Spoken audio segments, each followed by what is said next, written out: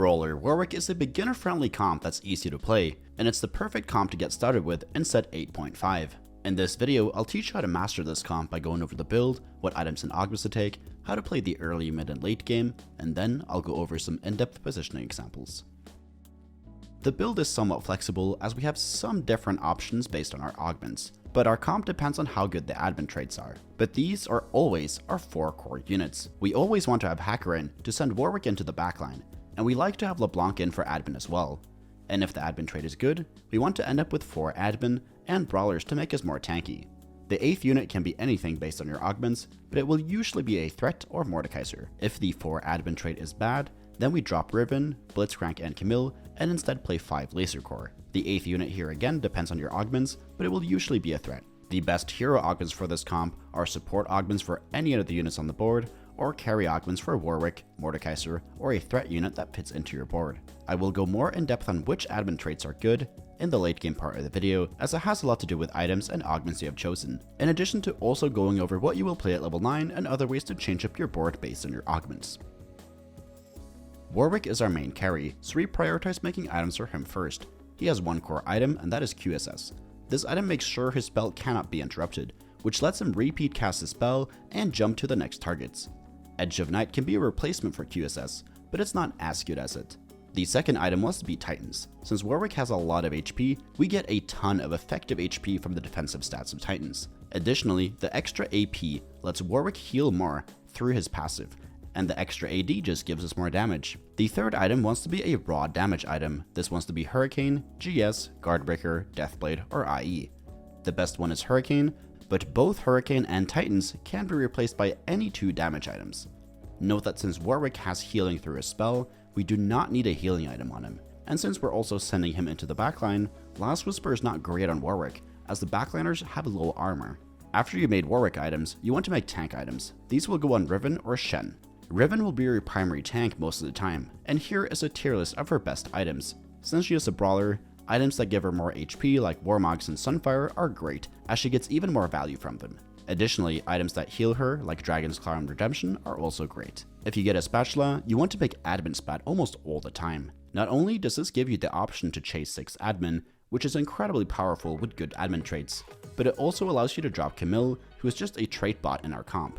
With set 8.5, you cannot make Laser Core spat anymore, so if you don't want to make admin spat, then pray for a Tactician's Crown. The best non-hero augments for this comp are Admin Heart or Emblem, Band of Thieves, Battle Mage, Brawler Heart or Emblem, Celestial Blessing, Cybernetic Implants and Cybernetic Shell, Electrocharge, First Aid Kit, Knife's Edge, Laser Core Heart or Emblem, Makeshift Armor, Second Wind, Ancient Archives to get Admin, Laser, or Brawler Emblem. I mentioned a lot of augments there, and the best ones out of those are Admin Heart or Emblem, Knife's Edge, Ancient Archives, Second Wind, Cybernetic Implants, and Cybernetic Shell. If all that info was a lot to take in, then check out the cheat sheet for this comp. It's available for patrons and YouTube members. Here is the Corky cheat sheet from a previous set, so you know what to expect for the Brawler Warwick cheat sheet that is available right now. The carousel priority for this comp is Bow, Glove, Belt, and Cloak. The best opener for this comp is to play Brawlers with Camille. Some other openers that also work are Laser Core or Sure Shots with Sivir Carry. Once we have found our comp, we need to make items. You want to focus on putting together Warwick items, and slam tank and utility items that don't use up Warwick's components in the meantime. Another thing to mention is that this comp is more top 4 focused, so try not to lost streak in the early game if possible, as we can't fall too far behind in terms of HP. And if you want to learn more about how to play the early game, then check out my guide where I go in depth on that subject. After the Krugs round, you should have more direction towards a comp, and the general requirements to play Warwick is to have at least one component for QSS, and another component for another Warwick item.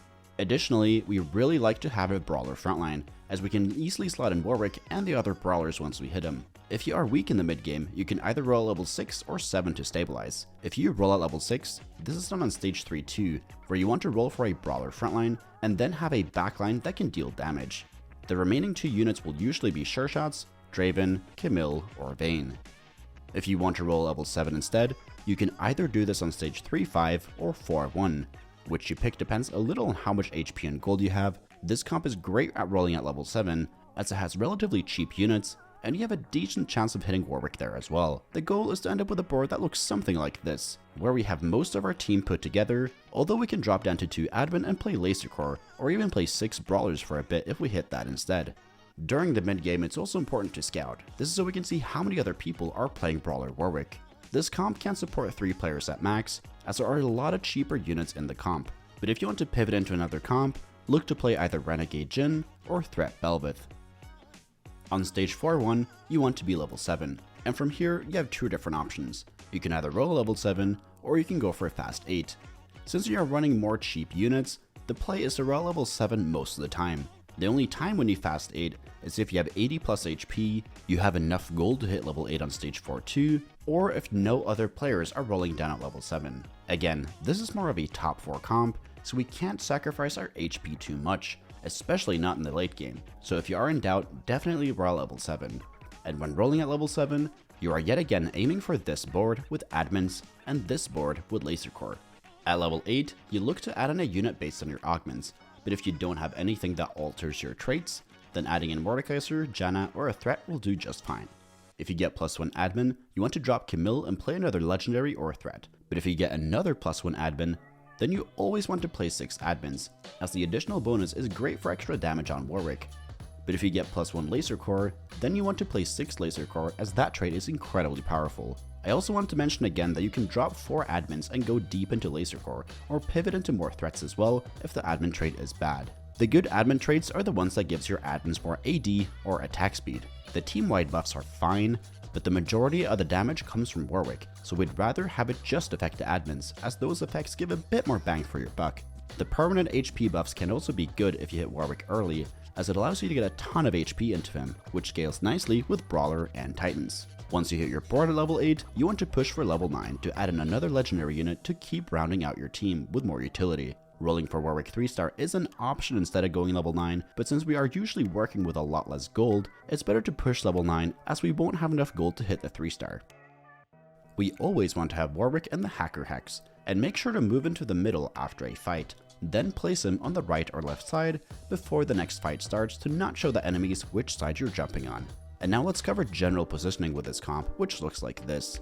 It's a pretty basic setup. The main thing to pay attention to is to make sure you're jumping the correct side with Warwick. Besides that, Mordekaiser generally wants to be towards the edges so that he can hit more units with a spell, but this only matters if he has items or is 2-starred. Now moving on to some in-depth examples. Against the first guy, the big threat is Vex and Jhin. We want Warwick to jump the Vex to deal with her first. We also want to make sure that Mordekaiser walks up once Pyke has already walked up to our front line, making sure that he hits Jhin with a spell. Against the second guy, the big threat is MF.